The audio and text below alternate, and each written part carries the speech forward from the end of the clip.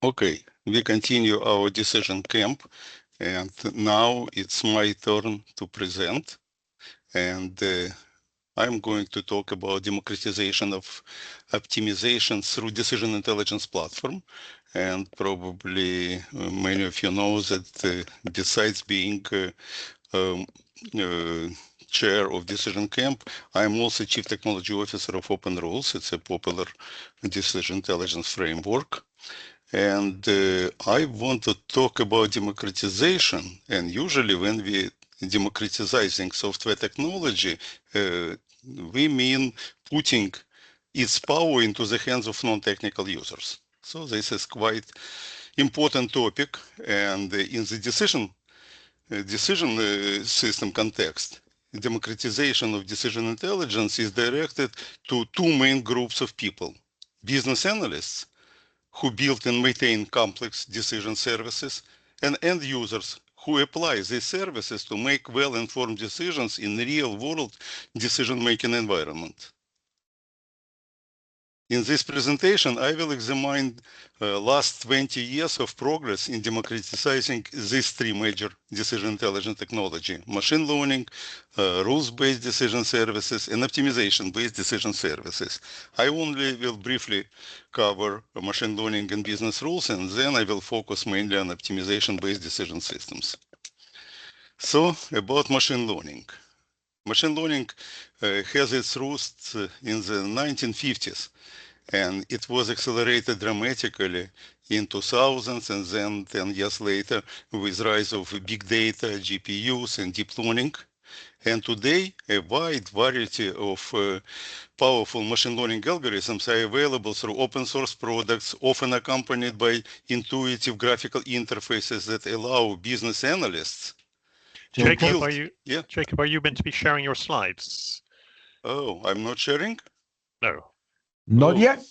Oh, sorry. Let me just go it's back. Such an exciting topic, you forgot. I know. Okay, I forgot to click share. Right. Okay. Okay, thank you, Paul. So I'm sharing my slides, right? Yes, we can see them. We can see them. Good, thank you. So I'm going back to a few slides up. So I'm talking about democratization of machine learning, and machine learning really became right now democratized, and thanks to a lot of open source products with graphical interfaces, they are really in hands of business analysts.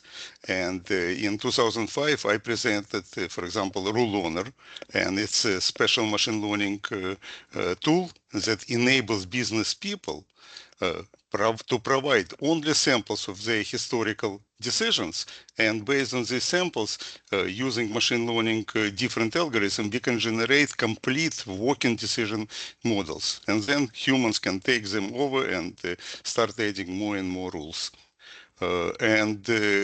Saying this, I just want to warn us that we should not be too naive and assume that machine learning users no longer need to understand key concepts such as overfitting, accuracy rate, filtering training data, and the ever-learning loop. And when we talk about rules-based decision systems, in 20 years ago, approximately, or even 25 years ago, democratization of rules-based system became the #1 goal for most of business rules products and business rules decision management system.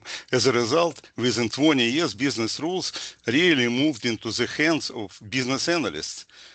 And now, majority of our customers are business analysts who can create and maintain custom decision models. And DMN standard, decision model annotation standard from OMG, has largely helped standardized rule-based decision models. And today we can state with confidence that rule-based systems have been largely democratized. And this is essentially contributed to the fact that rules-based systems dominate the real-world decision modeling landscape. However, is everything truly in order in the kingdom of business rules? In practice, rules-based DML-like systems have moved away from the RT engine, deemed too complex for business users, and instead they mostly rely on sequential rule engines. This forces our users to explicitly write rules for every possible combination of decision variables, trying to produce a single definitive outcome. So rather than declaring what a decision model should achieve, many decision models that are in production, they use rules to specify how to reach the expected outcome. It defeats basically initial promise of rules-based declarative modeling. Despite user-friendliness, many rules-based systems today, not declarative, but more procedural in nature. And this places additional burden on those responsible for building and maintaining decision models and significantly limits their functional capabilities. And how about optimization? Optimization tools such as constraint and linear MIP solvers, they have been widely used for over 50 years to represent very complex real-world problems in various industries, starting from supply chain and different scheduling and resource allocation problems, and they highly successful and save millions and millions of dollars. And creators of these very powerful tools try to make them as easy as possible to use. And they offer specialized optimization languages such as OPL, AMPL, MiniZinc, and APIs for generic programming languages like Python, Java, C++, and DecisionCAMP 3 years ago, I described different attempts to democratize optimization solver through their integration with more user-friendly rule engines. However, the hard fact today is that creating optimization-based decision models still remains in the hands of technical experts. It's interesting that Jan LeCun recently said, everything can be formulated as an optimization problem. Really, all our traditional problems addressed with business rules are as special cases of constraint satisfaction or optimization problems.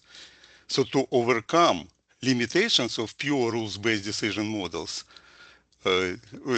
along with known decision variables handled usually by business rules, we can extend this decision model by adding unknown variables handled by business constraints and objectives that should be minimized or maximized. Traditional rule engines can be complemented by very powerful decision optimization solver, linear or constraint solvers, and together they can be foundation for creation of new, more powerful decision engines. Doing this integration will have a dual effect. It extends from one side capability of traditional rules-based system, and from another side it makes optimization solvers more business-friendly and hopefully will lead to democratization of these powerful tools. And I will show you a few examples now of what we recently did with developing of new expression language and business-oriented expression language that includes both rules-based and constraint-based constructions. It is implemented in our brand new version of Rule Solver. And what it does, it actually extends the traditional field-like expression language to and allows to incorporate optimization concepts such as constraint variables, different constraints from simple to global, and objectives directly into regular decision tables, what business people get used to already. And constraint variables can be defined inside regular business glossaries, or they can specify it in specialized decision tables. A human or AI modeler can use intuitive expressions to represent complex constraints, and actually we can use now a mix of known and unknown decision variables. I always wanted to have such expression language, but only now it becomes a reality. And I will show you just few examples. For example, this is a simple decision table, and you can see this table has a special column called solver define, and another popular column is solver post. In solver define, we already have here highlighted constraint variables like long term, loan amount, monthly payment. They are unknown at the beginning, but we can use this unknown, write expressions like, for example, that monthly payment equal loan amount divided by loan term, or this is a special integrated objectives, or we can post constraints that total amount should be more than accumulated debt, or we can set different objectives, but they presented in very simple way, intuitive way that business people not can read, but they can write such constraints. So the best thing to explain this, if I take very simple example and will show how it works. And let's consider a situation when a customer is looking for a loan. And I will use oversimplified version of the proper decision models. I will show you two decision models. One of them pure rules based, when everything should be entered by user, and user should enter not only monthly income and debt, but it also should enter exact desired amount of loan, exact desired term of the loan. And then model just, rules-based model just can tell this customer eligible or not eligible to this loan, to such a loan, and it will calculate monthly payment. And so this is just kind of traditional framing of the problem.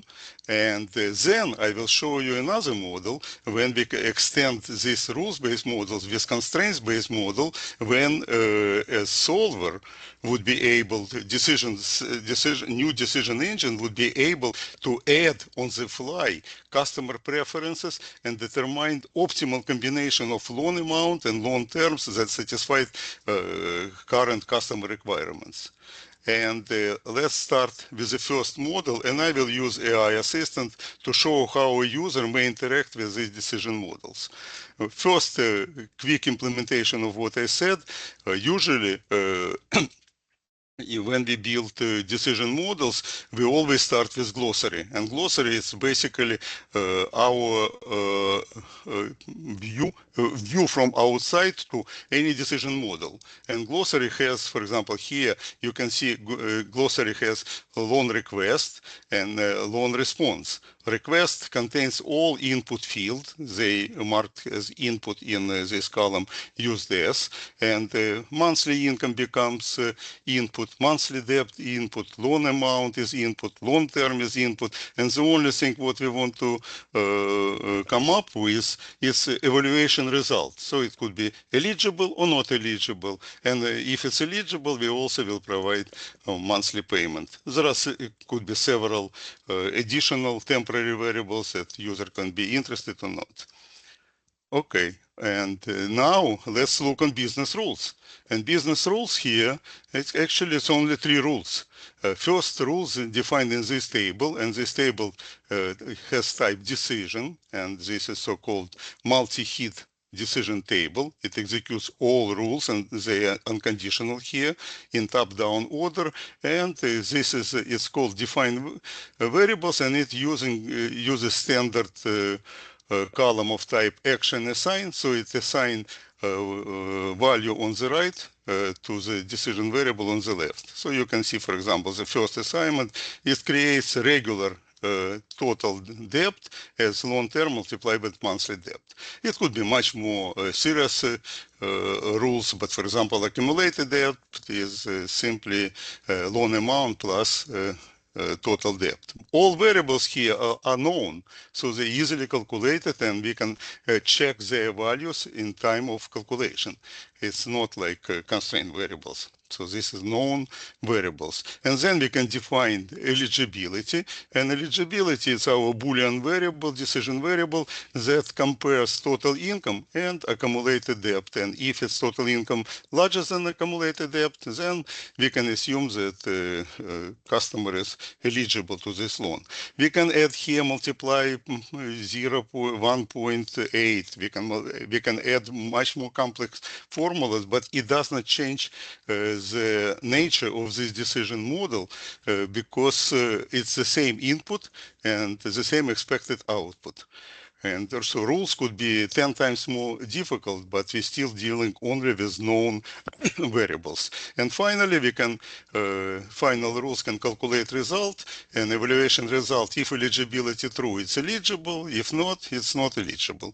So it's, I specifically made this trivial rule-based decision model. But let's see how user can communicate with this through AI assistant.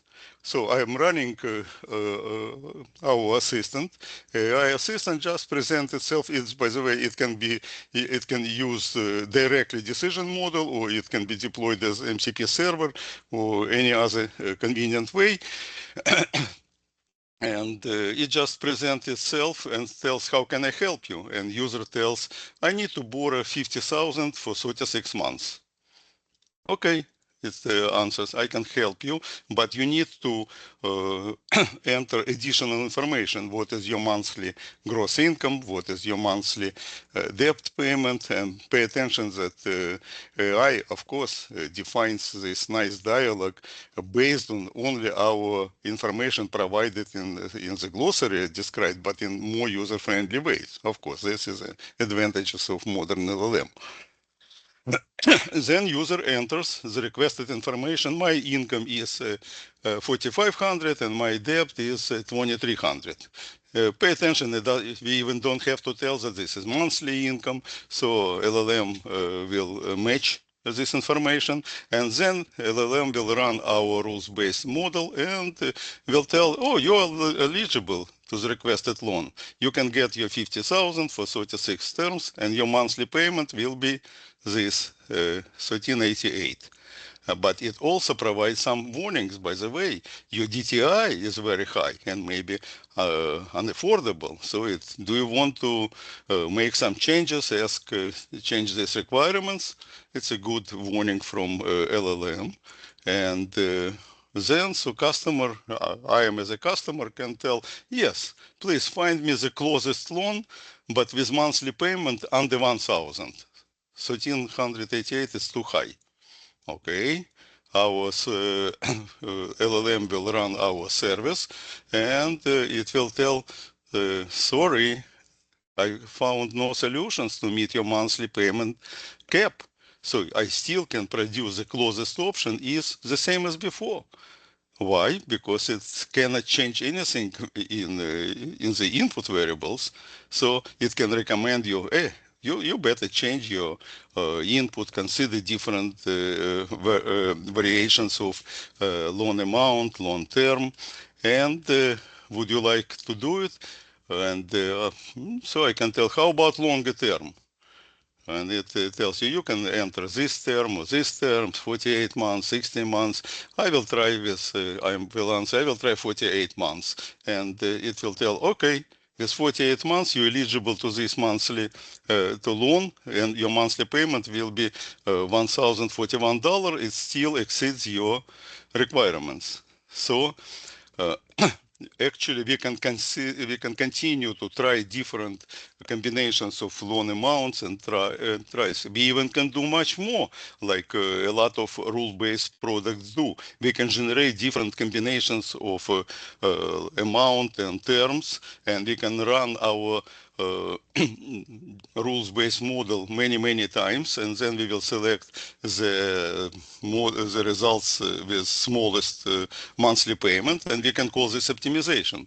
But this naive approach would not be real optimization, because in real-world problems, not in the small problems, it will certainly lead to combinatorial explosion. So this is so why not to ask our model to be smarter and find optimal combination itself? So I'm going going to modify our loan selection and add constraints directly inside rules-based decision model. So I need to now modify my glossary, and now my loan request, instead of having we will move loan amount and loan term from request to response here, and we will, as an additional entry, we will put possible loan amounts and possible loan terms. And pay attention, the only new things what we're adding column domain. And loan amount and loan term, they can take these possible values, this and this that user can enter, or our AI assistant can enter. And one more interesting thing is that all these output fields, they also can be considered now as our optimization objective. So we can write here what is objective is, allowing AI assistant to modify objectives, and some of them should be minimized, some of them maximized. And now let's see how rules actually changed. Now we can, our table define variables will actually stay the same as before, but it would not be any more action assigned. Now it's a solver defined new variables, and on the left we have these new variables, and on the right we have the same expression as before, but now they deal with not known but with unknown variables. So for business person, this is quite natural. I don't know the value of loan term when I calculate loan debt, total debt, for example, but it doesn't matter. I just defined it, and let solver, whenever it will do its search, to make sure that that's how loan term, debt will be calculated. And here I can have additional fields, including some integrated objectives that it's you will see how our LLM will use it. And now our previously tables that just had one action defining eligibility, it will become constraint, and we can pose these constraints using the same expression, total income more than accumulated debt, but it's again using unknown variables. And so this is quite, I hope it's intuitive, and doesn't require any special knowledge from author of business, of this business decision model. And finally, we can define some objective, and we can, if it's objective in this, let's say this is our default objective, monthly payment, but we can minimize these objectives. But when we deal with interactive interface, objective could be changed on the fly, and it's methods what we will apply instead of solver minimize, we can use solver maximize, etc. So now let's look how this model will work with our AI assistant. So now our AI assistant asks the same question, how can I help you? And my answer would be, I'm looking for a loan. And because it knows a new glossary, it tells now you're required to provide me with monthly income, monthly debt, possible loan amounts, and possible loan terms. And here you have freedom to list all possible amounts through comma, or you can define interval, or you can even define some increments, etc. LLM will take care about this, and then you can you would be able on the fly to change your objectives and add additional constraints. So let's move forward, and I can enter, well, that's my income, the same 4,500, the same debt, but now I want amount of loan to be between 50K and 80K with 5K increments. You can see I don't care too much about my input because LLM will anyway will transform this to the right format. And my possible terms could be this one, this, and I can list them, and I can even use and. So now we're forgetting about strict format, we're forgetting about special graphical interface. It's just normal exchange in plain English. And after this, if I would not enter something, AI assistant will prompt me, but now it can run our loan selection solver and find solution, and it tells me this solution 50,000 loan amount, 94 months, and your payment would be only $531, and it tells that the best solver solution found. This is optimal solution, but it's actually minimizes integrated objective. Interesting. So I can ask, what do you mean integrated objectives? And then, of course, assistant will start to explain what integrated objective means in general when it deals with multiple optimization objectives. But we know that we defined integrated objective, if you remember, using this formula. Integrated objective was expression loan amount minus loan term multiplied by 10 and minus monthly payment. All these three variables are known, but we can see if you want to maximize loan amount and minimize loan term and minimize payment, that's what we can achieve so-called weighted objective. And in this case, we have also multiple options. And let's move forward. And we can give instructions to our solver. Continue maximizing the integrated objective, but please make sure that term is less or equal 72 months. And you can even increase monthly payment, but no more than 1,500. So AI assistant understands this, builds the proper request to our constraint solver, and now it provides solution. It's 50,000, 72 months, but it's a slightly increased monthly payment. Okay, and now I have a lot of options, and assistant offers me these options, but I will, what would you like to do? And I would tell, I don't like 50,000. Can I get more? For example, I want at least 60,000, even if my monthly payment will go slightly up. So I'm writing this in plain English, and it gives me again optimal solutions that maximizes my integrated objective. And now I got 60,000, 72 months, and my monthly payment is 833.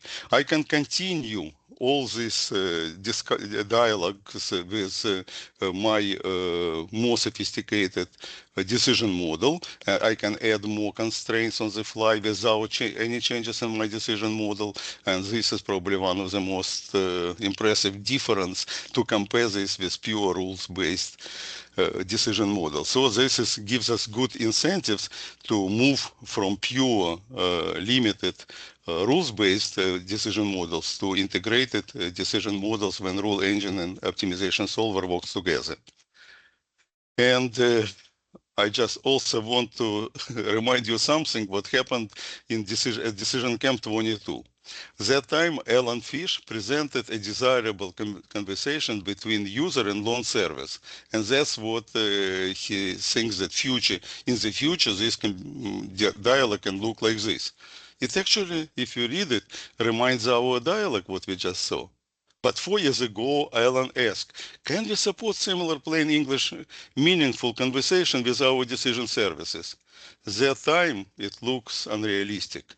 But today, 4 years later, you can see just that the answer is, of course we can. We just need to make our decision service a little bit smarter, and it should be AI friendly. Then everything will work fine. So when we added new expression language, we basically integrated rule and optimization engine in single decision engine. And how we did it? We adding our unknown variables. It's the same business glossary using column domain. We can add any feel-like expression using any arithmetic and logical operators. We can actually add new functions that they represent sum of arrays, min, max of all elements in the arrays. It can post different global constraints. For example, constraints all different can be posted on an array of variables.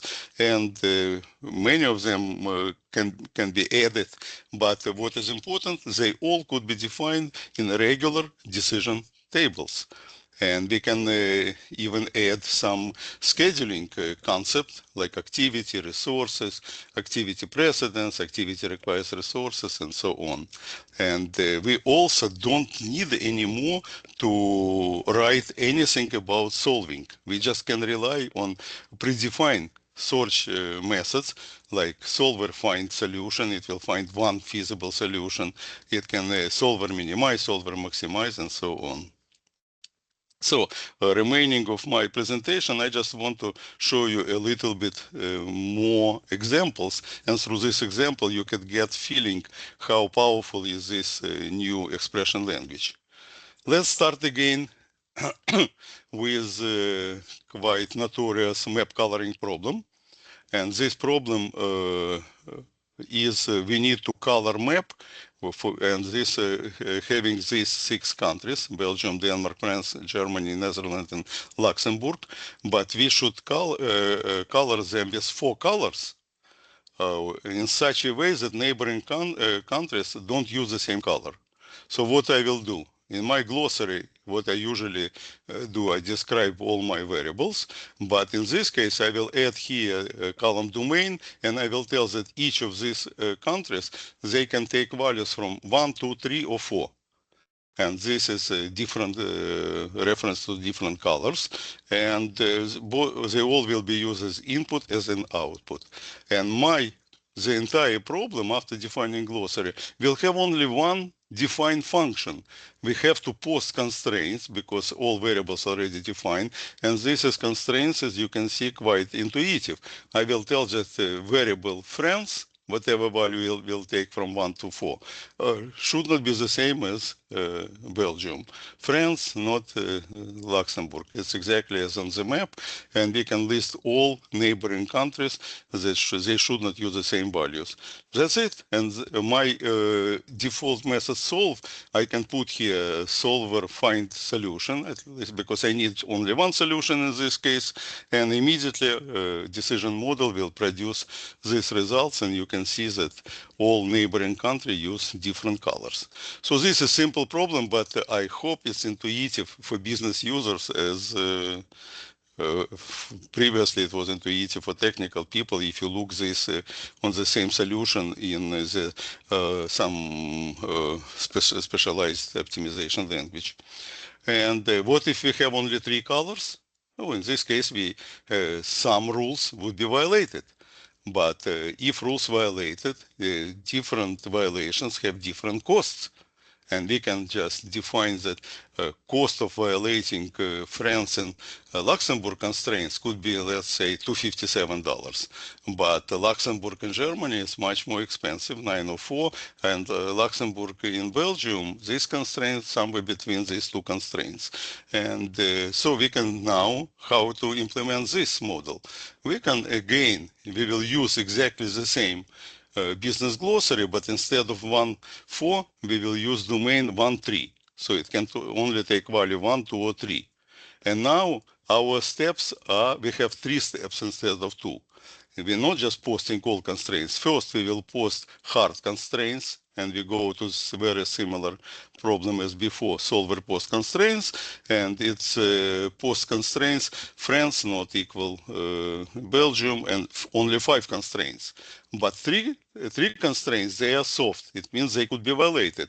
And we have special here column, solver post constraints with violations. In this case, we will tell that Luxembourg not equal Belgium has violation cost this, and we're adding all these constraints to array of constraint violations.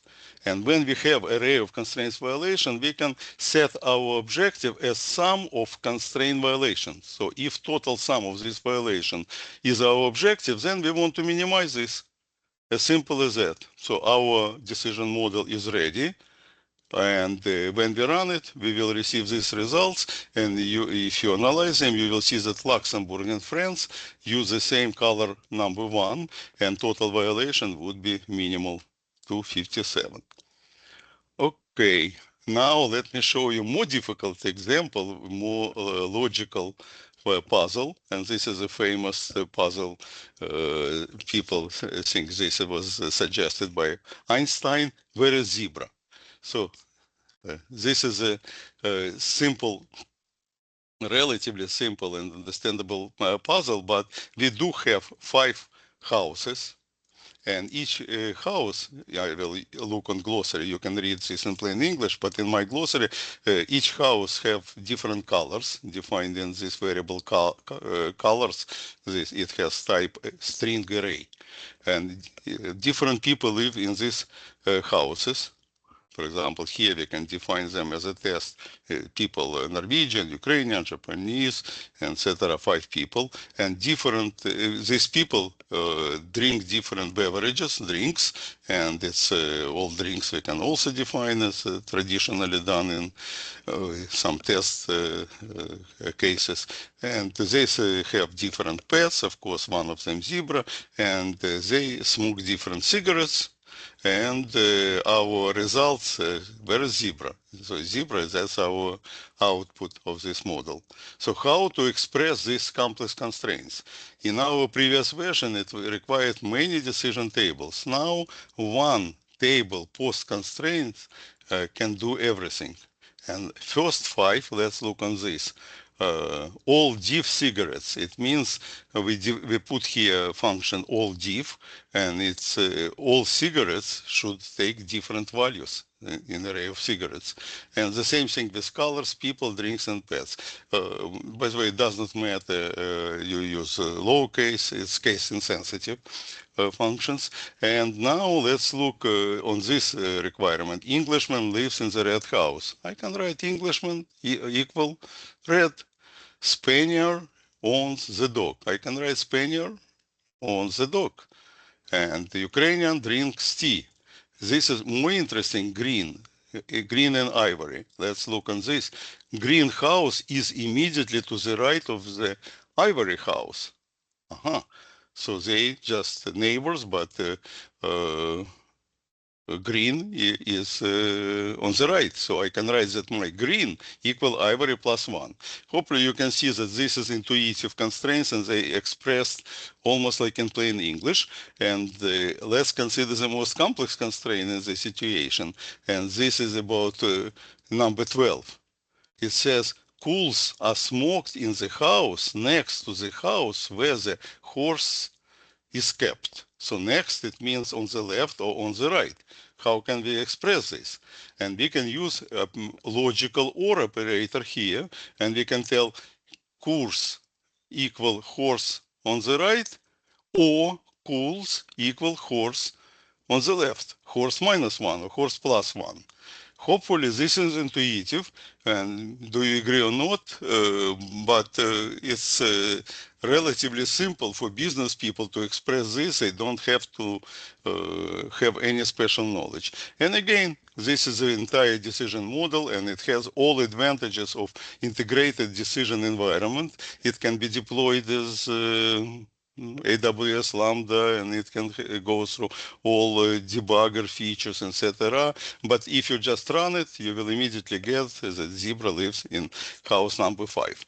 I need to skip more complex decision models, but you have chance to look at them in my slides on the web available. So it's much more complicated things, but I just want to mention about resource allocation and rule scheduler. So we're following quite intuitive schema for these problems. They originally were defined 25 years ago by ILOC. It was abandoned since then, but we restored this conceptual schema. And what we did, it has a concept schedule. Schedule can have multiple activities, multiple resources. We can pose different constraints between activities. This activity starts after this activities, etc.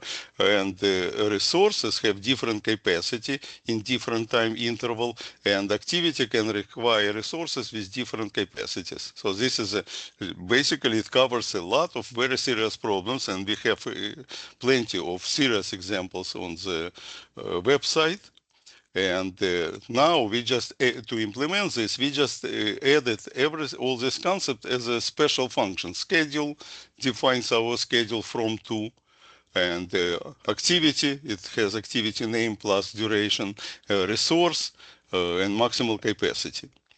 And if you want to say that activity 1 starts before activity 2, you can write activity precedence, and this could be placed directly inside the decision tables. Or if you take that activity requires resource, you can tell that this activity requires this resource with this capacity, and resource can have type recoverable, consumable, etc.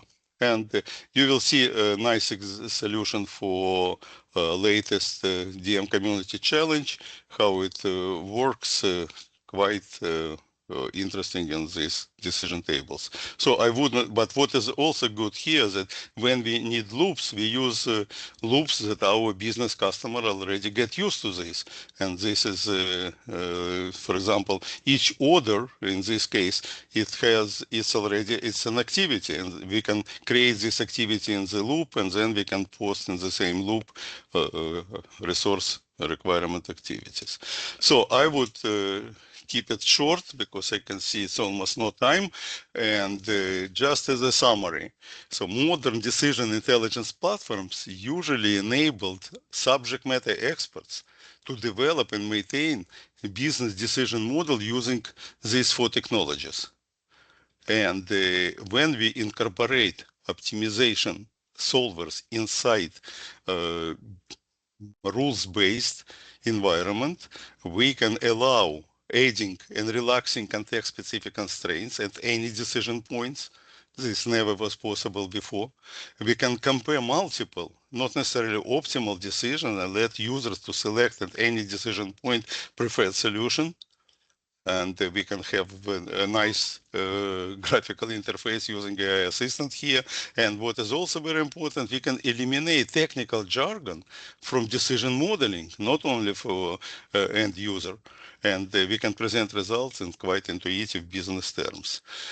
So here are just two important benefits of doing this. Contrary to pure rule engines, the integration supports declarative decision modeling. We always wanted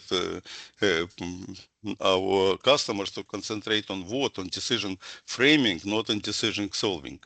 And contrary to specialized optimization modeling languages or specialized API for Python or Java, the integration allows decision model developers, usually subject matter experts, to define their problem directly in business decision models using familiar, user-friendly terms. Okay, this is end of my presentation, and I would be happy to take a few questions.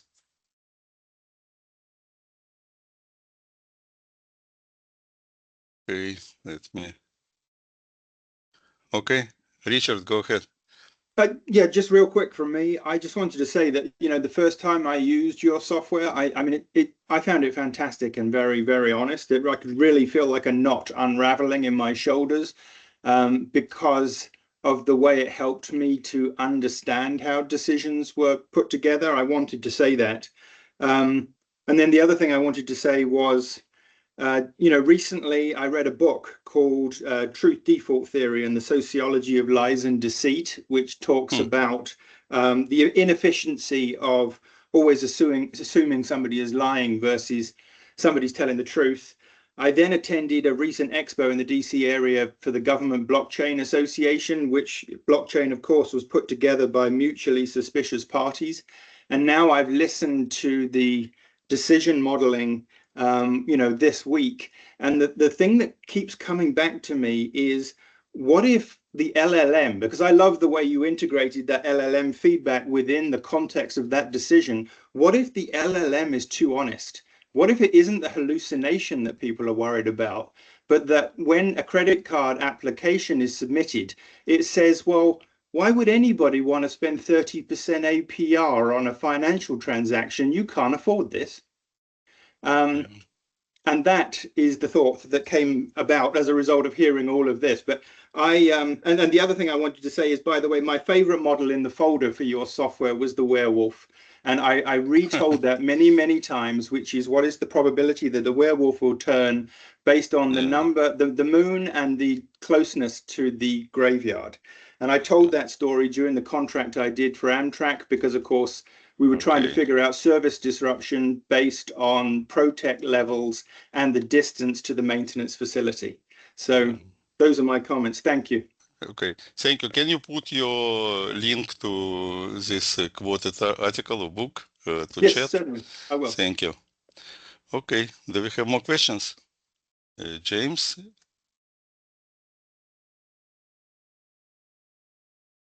Or Mailov has some. This is a user story. It's from previous presentation, right? Oh no. Okay, Richard. Oh. Richard, you still have question or you just raise hand? Okay, Mindlove, go ahead. So as with any LLM that's involved in modeling, how do you assure that what it models is correct? Okay, LLM not involved in modeling here. It's involved in using. Model was created by human completely. No, understood, but it translates, right?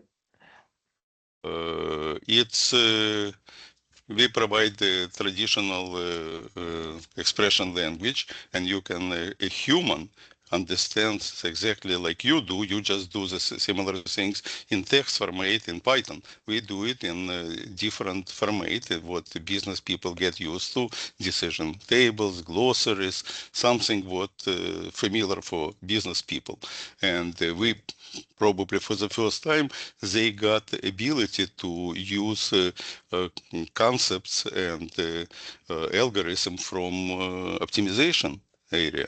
And this is a basic message I have. But LLM uses with any solver, like LLM, you can use your solver will use LLM assistant exactly the same way.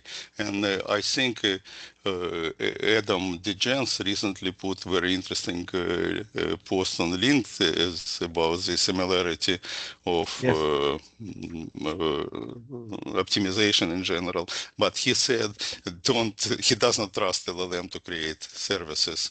And at this point, we had several presentations when people do trust this, and we will see it. Probably one day it would be improved, but so far we're not offering our customers automatically generated things, but we already prepared through this expression language ability for AI modeler to generate these models.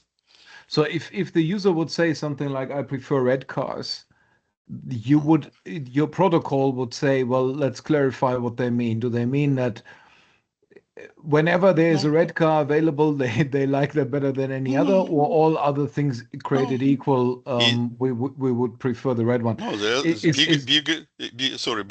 just try to answer right away. Big advantage is that you don't have to go and modify your model. You just, in LLM, you can allow to introduce new constraints. And if our model allows to choose cars of any color, but now we got new constraint. Car's color should be red or blue, and that's it. And yeah, so but that's not what they said, right? They said they prefer red cars, and so my point is they're under specifying what they mean, right? So this could mean if everything else is the same and there's a blue car and a red variant available, then take the red one. It could also mean that no matter what the other objectives are doing, I want a red car, if it's available. Those are two different things, and they weren't clear in English what they were after, which means that the LLM shouldn't go ahead and interpret it any one way, but it should go back and clarify. If it's not clear, yes, but what we can do if we're developing particular applications, we can actually limit LLM what kind of constraints it can introduce. Gotcha. And if it's logical, we can create or we can put all these possible additional constraints that external user, AM modeler or LLM-based modeler or any graphical interface can impose to our model. So now our model becomes much more powerful, and we don't force this model to define everything like in rules. Rules were very, very limited, and we already achieved our limitations in rules-based. That's why I really hope we will promote optimization to rules people. It's very cool. Thanks, Jacob. Okay, Trevor, you have question or comment? Let me get my mic and my camera going. I mentioned earlier, I think 2 days ago, the paper about beta risk. And I think we're having that same discussion right now with Mindlove. What I mean by that is, I don't know that LLMs make any more errors than humans do. And for that example of teasing out the differences between the meaning of what you were expressing, that failure of teasing out the difference could be easily ascribed to a human who's trying to make that system work. So that an LLM might not also bring it up, I think, is not a reason to adopt an LLM to do that type of work. But of course, we should try, as with any system, to reduce the error rate.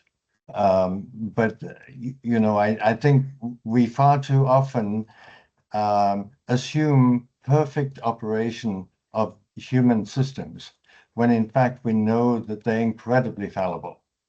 Yeah. And then we assume that nothing but perfect operation from an AI system is going to be sufficient. Well, that's a I good see point. mine off as an answer to that. Yeah. This is a good point, and it relates to any decision engine, decision system, when it is integrated with LLM. And so that's certainly true. Meinl, if you want to comment this? Oh, you raised hand. Okay. Sorry, I just keep forgetting to lower my hand Okay. after I'm done. No, it's fine. It's fine. Okay. We have time for one more question.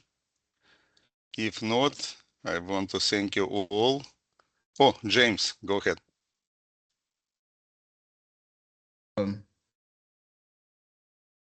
Yeah, Jacob, I do have uh don't know if it's a question as much as a compliment. You made the point earlier about the democratization of rules and so forth, and I know there's this hot debate out there about open source LLMs and closed source foundation or frontier models that you can access to API and tokens. And I do see the benefits of the LLM integration within OpenRules. Do you see the possibility of improving or increasing adoption of these capabilities within the business management side for decision making with the I guess thoughtful integration of LLMs within the process, including optimization? Yes, I cannot disclose too much, but I could tell you that this is what you've seen today. This is just first step to brand new decision intelligence platform. And I believe one of the way to do it, users should not even worry about which underlying engine is used. For example, right now we can switch between different solvers, linear, if it's linear problem, or constraint solver, or use different solvers from different vendors, and we just change one configuration parameter to do it. So this is transparent for user.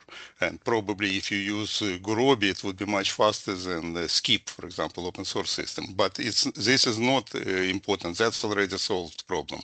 What is important is that when a person who developed decision model, this person don't have to think about execution mechanism and don't have to worry about how to find solution. It should frame the problem in declarative way, define all rules and constraints that limit the decision variables, and ask this problem to be solved.